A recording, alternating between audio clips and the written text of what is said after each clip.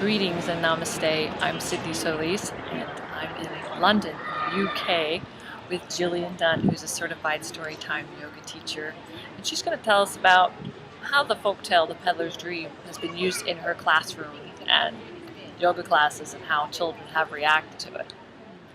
Well, The Peddler's Dream, of course, goes down very well here because it's an old English folk tale. Although I think I've read different translations of it, and it's been sort of taken a place in different cultures around the world. But Yes. I understand it's an old English tale, and so we use it in our classes. Interestingly, I used it this past week. I used it about a year ago with a different group of kids, and at the end, they love it. They love listening to the story. They love acting it out. It's just fabulous.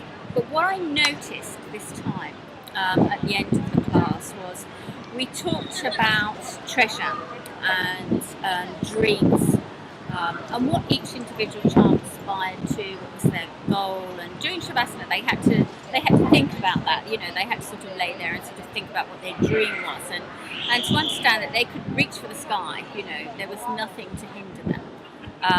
And at the end of Shavasana, we sat up, and during circle time, I invited them to share what their treasure was, what their dream was.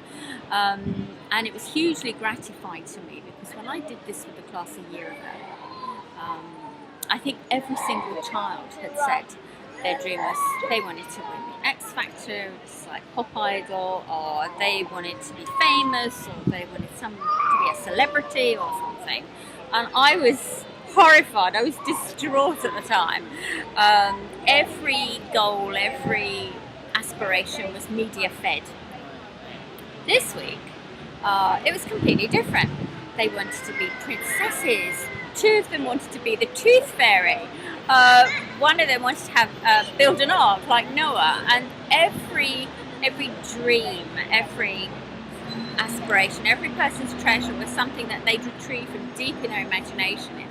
It was something that was fed by story. It was wild. It was ridiculous. Right. It was just amazing. Instead of the market telling them what to dream of or what they absolutely. should want, it's coming from within, from their depths of the imagination and their own participatory experience, rather than something forced upon them. Yeah. What's curious for me is why that has changed so significantly in a year. Whether it's a different dynamic of children, but you'll always get the one, who wants to win the X Factor or whatever. But it was completely different this time. Every single aim, it was retrieved from the imagination. It was stimulated. They've been hearing by stories and they've been experiencing it through the yoga. Something is Absolutely. able to access it better.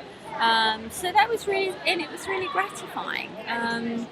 It's stories are key to emotional health. Yes. Absolutely key to emotional health. Connect us to ourselves and make a feeling. During our class, or when we first start our class, all the children have a companion animal. I take a big box of fluffy animals, and each child picks an animal.